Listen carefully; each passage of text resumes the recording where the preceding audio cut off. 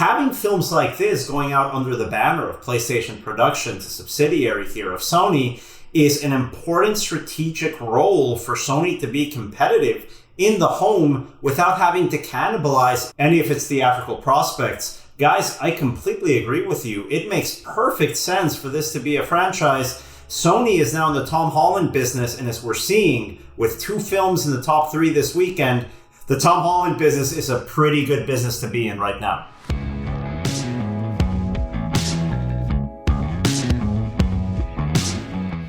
This is the Box Office Podcast. I am Daniel Loria, the editorial director of Box Office Pro, the only publication in North America exclusively focused on covering theatrical exhibition. Joined once again by Rebecca Pahle, deputy editor of Box Office Pro, and Shawn Robbins, our chief analyst here at Box Office Pro.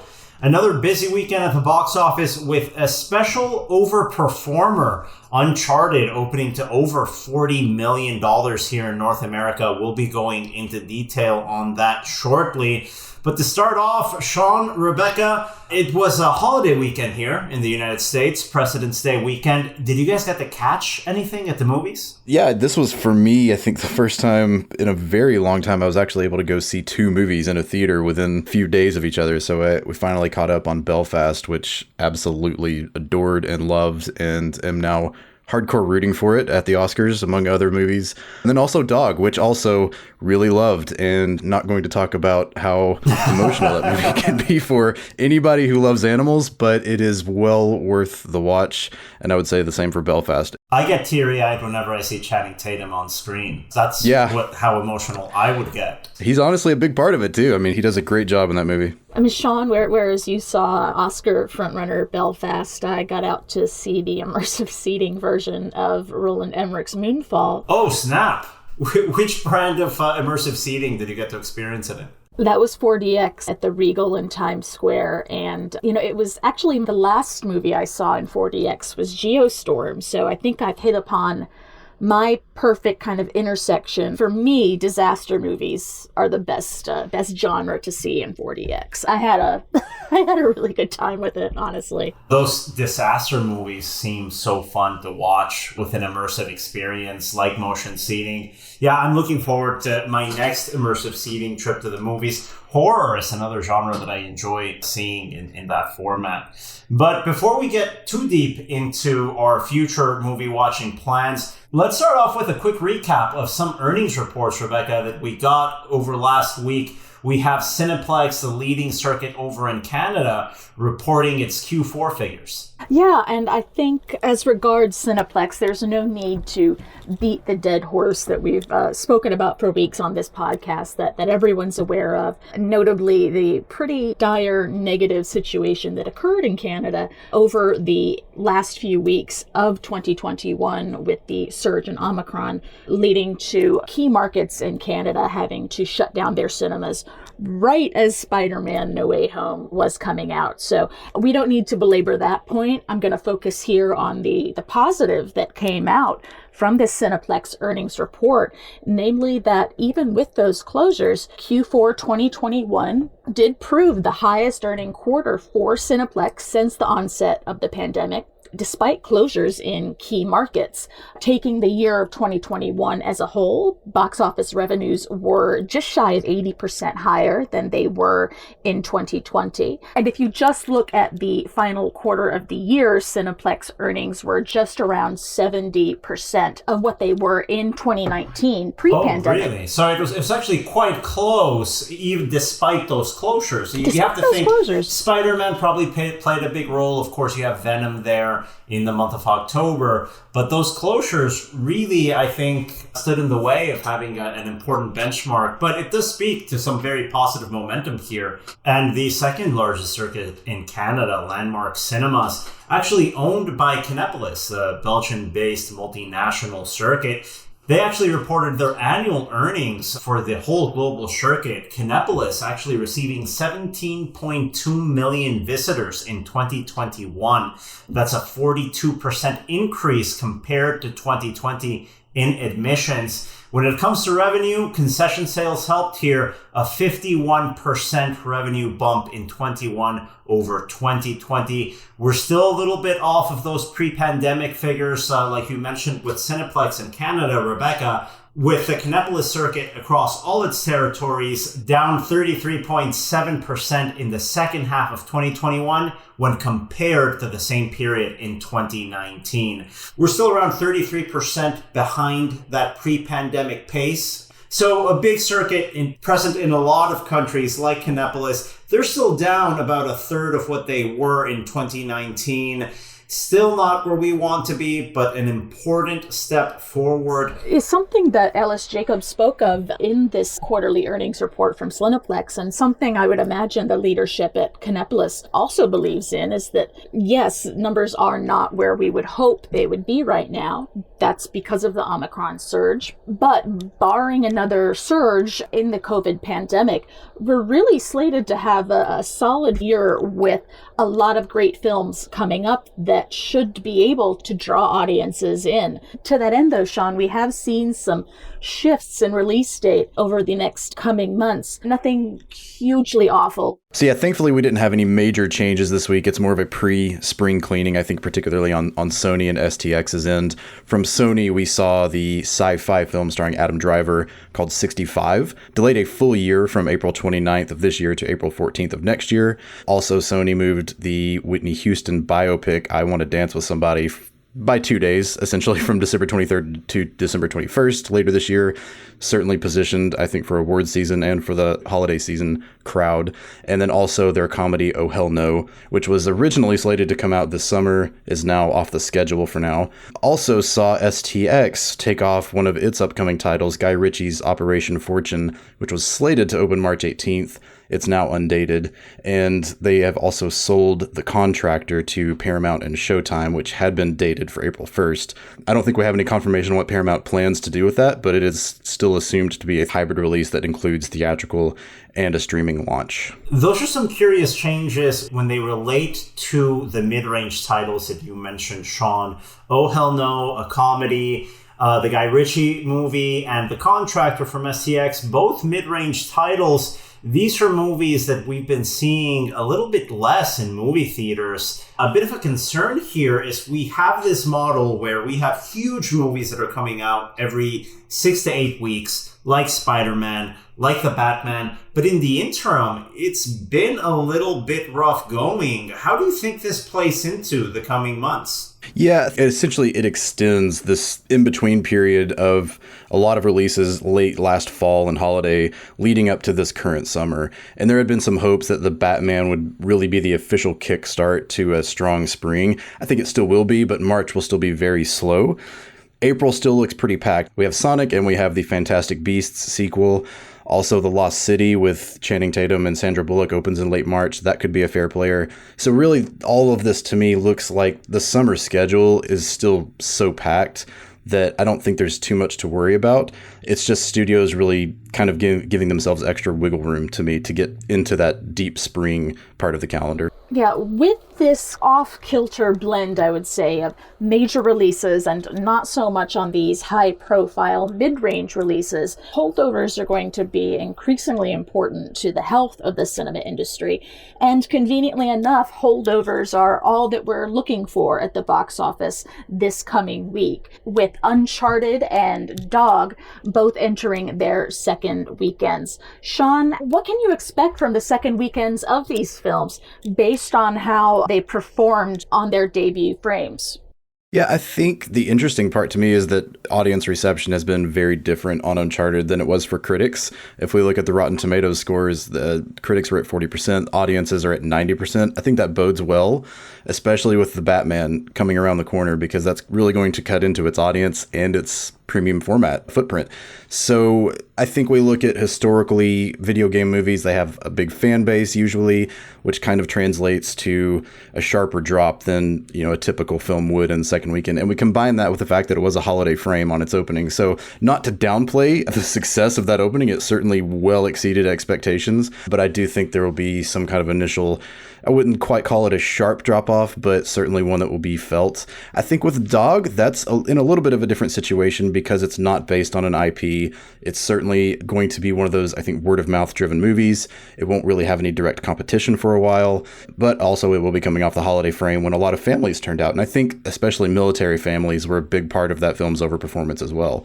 So, in both of those cases, they'll see sharper drops than other films, but in general, we've seen holdovers really do well this year. And those numbers that you mentioned, Shawn, Uncharted really overperforming with a 43.8 million domestic debut from a little bit over 4,000 screens. You were estimating between 25 and 35, so this was a pleasant surprise. Sony giving us a $51 million 4-day range for the holiday weekend. Overseas, another good start for Uncharted, opening in the number 1 spot in 42 out of 47 new markets this past weekend. It's now up to 88 million outside of North America. Top openers this weekend were France with 6.3 million, Australia with 4, and Germany with 3.4 million. The UK being the top holdover for Uncharted, dropping 20% in its sophomore frame. That's a $5.1 million UK weekend and a $16.4 million cum in the UK and Ireland for this title. This has to add up to one thing. People love Tom Holland there. I think they love Tom Holland here too. Tom Holland, king of the holdovers. And hey, we talk about this guy. We used to describe him as Spider-Man. Now I think we have to describe him as a star, with Spider-Man sneaking into the top 3 with a great overperformance in its 10th weekend. Shawn, at this point, we have to step back and really ask, how much of this success from Uncharted, not only here but around the world, has to do with a A-list superstar? I think there is a definite halo effect here. It's really hard to deny, especially with the fact that No Way Home is, up until recently, has been the number 1 movie. I mean, it really hasn't had anything to dethrone it on a regular basis, and Uncharted has been one of those movies promoted very heavily in front of it. So those two things have combined to really push it to the front of a lot of people's minds. I think the appeal to not just an existing fan base of the video game, and obviously the core younger audience and the overall male audience, both young and old, that typically turn out for video game movies, really drove it over the holiday. So it's all of these factors, and Holland's ascension to stardom, I think at this point, was really the big cherry on top that pushed it over the edge and essentially helped it beat even the most conservative of forecasts by 25% or more. And Daniel, with those stellar holdovers that Spider-Man No Way Home continues to have, its $771.9 million domestic gross actually passes Avatar, making it the 3rd highest domestic grosser of all time. You add all of its cums together, globally you get $1.83 billion, making it the 6th highest global grosser of all time. It's just so heartwarming to see this film continue to have success, continue to have those holdovers. I'd definitely be curious to see, with the holdovers for Uncharted, whatever those end up being, could we be looking at this as a new franchise? My understanding of the source material is that the character played by Tom Holland is traditionally, in the games, he's older. This is seen not as a prequel, but kind of almost as a prequel. Younger versions of these characters who fans know when they're a little bit further along in their grand globe-hopping, adventuring Indiana Jones type careers. So, I mean, I gotta imagine that this one continues to hold well. That Sony is still raring to go with sequels. Yeah, I absolutely agree. I think Sony is one of those studios that has now been at the forefront. They have a great relationship with him established, and this is a brand, this is an IP that's really ripe for developing even further based on all of these video games and all of the storylines and characters that they can dive into. So even at this point, I'm not even sure if we have to see the holdovers. I have a feeling Sony is already thinking franchise here, but it's a very safe bet in my opinion. We'll see a sequel at some point down the road. We might be seeing an announcement by the time this episode goes out. Right. Well, especially because it plays an important strategic role for Sony as a company. Now, we've talked a lot about big studios launching their own streaming platforms to compete with Netflix in the home entertainment space.